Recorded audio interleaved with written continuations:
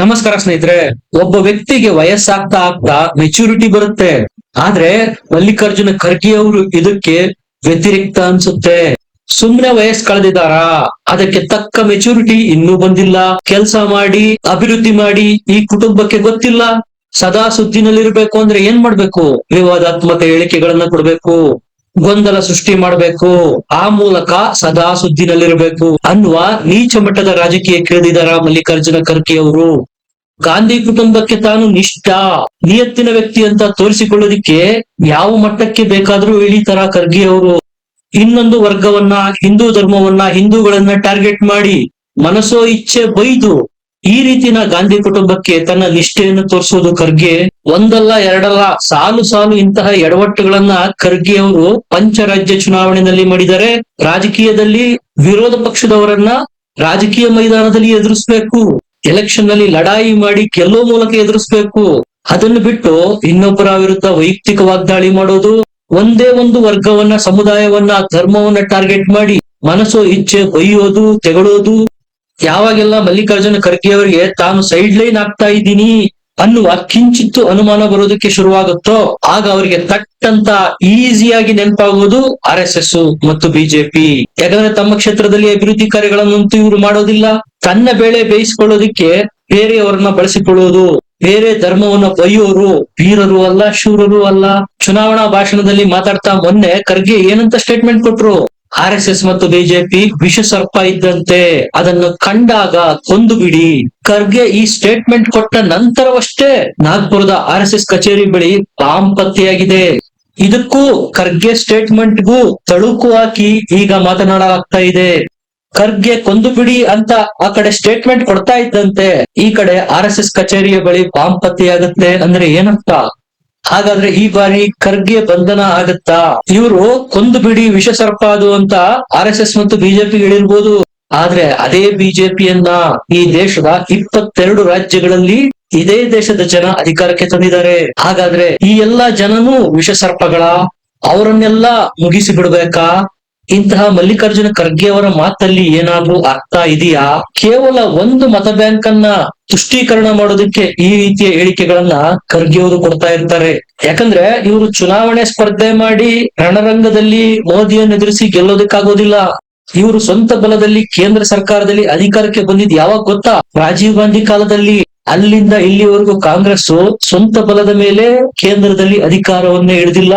ದಶಕಗಳೇ ಕಳೆದೋಯ್ತು. ಇದಕ್ಕೆಲ್ಲ ಕಾರಣ ಏನು? ದೊಡ್ಡ ಹಿಂದೂ ಸಮುದಾಯದ ವಿರೋಧ ಕಟ್ಕೊಂಡಿದ್ದು, ವೋಟ್ ಬ್ಯಾಂಕ್ ರಾಜಕೀಯಕ್ಕಾಗಿ ಒಂದು ವರ್ಗವನ್ನ, ಸಮುದಾಯವನ್ನ ಓಲೈಕೆ ಮಾಡ್ತಾ ಬಂದಿದ್ದು. ಇವ್ರಿಗೆ ಎಲೆಕ್ಷನ್ ಅಲ್ಲಿ ಕಂಟೆಸ್ಟ್ ಮಾಡಿ ಫೈಟ್ ಮಾಡಿ ಸೋಲ್ಸೋದಕ್ಕಾಗದೆ ಅಡ್ಡದಾರಿನಲ್ಲಿ ಧರ್ಮಗಳ ಮಧ್ಯೆ ಜಗಳ ಹಚ್ಚಿ ಹೊಡಿರಿ, ಬಡಿರಿ, ಕೊಲ್ಲಿ ಅನ್ನುವ ಸ್ಟೇಟ್ಮೆಂಟ್ ಗಳನ್ನ ಕೊಡ್ತಾರೆ. ನೀವೇ ನೋಡಿ, ಭೂಕಂಪದ ಪರಿಸ್ಥಿತಿ ಇರ್ಬೋದು, ಅತಿವೃಷ್ಟಿ, ಅನಾವೃಷ್ಟಿ, ನೆರೆ, ಪ್ರವಾಹ, ಪ್ರಕೃತಿಯ ವೈಪರೀತ್ಯಗಳು ಏನೇ ಆಗಿ ಜನ ಸಮುದಾಯಕ್ಕೆ ತೊಂದರೆಗಳಾದಾಗ ಸರ್ಕಾರ ಅವರ ಮನೆಗಳಿಗೆ ಫಸ್ಟ್ ಹೋಗುತ್ತೋ ಇಲ್ವೋ ಗೊತ್ತಿಲ್ಲ, ಆದ್ರೆ RSS ನ ಕಾರ್ಯಕರ್ತರು ತಲುಪಿರ್ತಾರೆ. ಅಂತಹ ನಿಸ್ವಾರ್ಥ ಸೇವೆ ಮಾಡುವ ಒಂದು ಸಂಘವನ್ನ ಇವರು ವಿಷಸರ್ಪ, ಕಂಡಲ್ಲಿ ಕೊಂದು ಬಿಡಿ ಅನ್ನುವ ಸ್ಟೇಟ್ಮೆಂಟ್ ಕೊಡ್ತಾರೆ. ಇದೇ ರಾಹುಲ್ ಗಾಂಧಿ ಈ ಹಿಂದೆ ಏನ್ ಹೇಳಿದ್ರು? ನಫರತ್ ಕೆ ಬಜಾರ್ ಮೇ ಮೊಹಬ್ಬತ್ ಕಾ ದುಕಾನ್ ಖೋಲ್ ರಹಾ ಹೂ. ಅಂದ್ರೆ ಎಲ್ಲೆಡೆ ದ್ವೇಷದ ವಾತಾವರಣ ಇದೆ, ನಾನು ಪ್ರೀತಿ ಹಂಚುವ ಕೆಲಸ ಮಾಡ್ತೇನೆ. ಇನ್ನೊಂದ್ ಕಡೆ ಅದೇ ಕಾಂಗ್ರೆಸ್ ಪಕ್ಷದ ಅಧ್ಯಕ್ಷರಾದ ಖರ್ಗೆ ಅವರು ಹೊಡಿರಿ, ಬಡಿರಿ, ಕೊಂದು ಬಿಡಿ ಅಂತಾರೆ.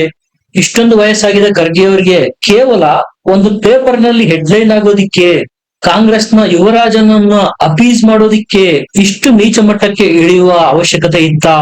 ಇದರ ಪರಿಣಾಮ ಏನಾಗತ್ತೆ? ಜನ ನನ್ನ ಬಗ್ಗೆ ಏನ್ ಅನ್ಕೊಳ್ತಾರೆ? ವಯಸ್ಸಾಗಿರೋದ್ರಿಂದ ನಾಲಿಗೆಗೂ ಮೆದುಳಿಗೂ ಕನೆಕ್ಷನ್ನೇ ಇಲ್ಲದಂತಾಗಿರ್ಬೇಕು ಖರ್ಗೆ ಅವ್ರಿಗೆ. ಸಣ್ಣ ಪುಟ್ಟ ಮಾತಾಡಿದ್ರು ಸಾಕು ದ್ವೇಷದ ಭಾಷಣ ಮಾಡಿದ್ದಾರೆ, ಸಮಾಜದಲ್ಲಿ ಹಿಂಸೆ ಪ್ರಚೋದನೆ ಮಾಡ್ತಾರೆ ಅಂತೇಳಿ ಅವ್ರ ಮೇಲೆ ಕೇಸ್ ಹಾಕಿ ಕಂಬಿಯಿಂದ ಹಾಕುವ ಪ್ರಯತ್ನಗಳಾಗತ್ತೆ ಕರ್ನಾಟಕದಲ್ಲಿ.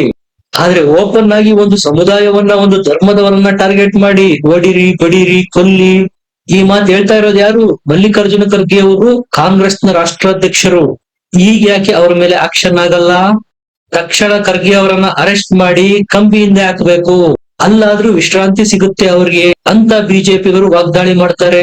ಒಂದು ರಾಷ್ಟ್ರೀಯ ಪಕ್ಷದ ರಾಷ್ಟ್ರಾಧ್ಯಕ್ಷರಾಗಿ ಗಲ್ಲಿ ಪಾಲಿಟಿಕ್ಸ್ ನಲ್ಲಿ ಮಾತನಾಡುವ ನಾಯಕರ ರೀತಿ ಮಾತಾಡ್ತಾರಲ್ಲ, ಆ ವ್ಯಕ್ತಿಯ ವ್ಯಕ್ತಿತ್ವಕ್ಕೆ ಒಂದು ತೂಕ ಬೇಡವಾ? ಈಗ ನಾಗ್ಪುರದ ಕಚೇರಿ ಹತ್ತಿರ ಬಾಂಬ್ ಪತ್ತೆಯಾಗಿರುವ ವಿಚಾರ ತನಿಖೆ ಶುರುವಾಗಿದೆ.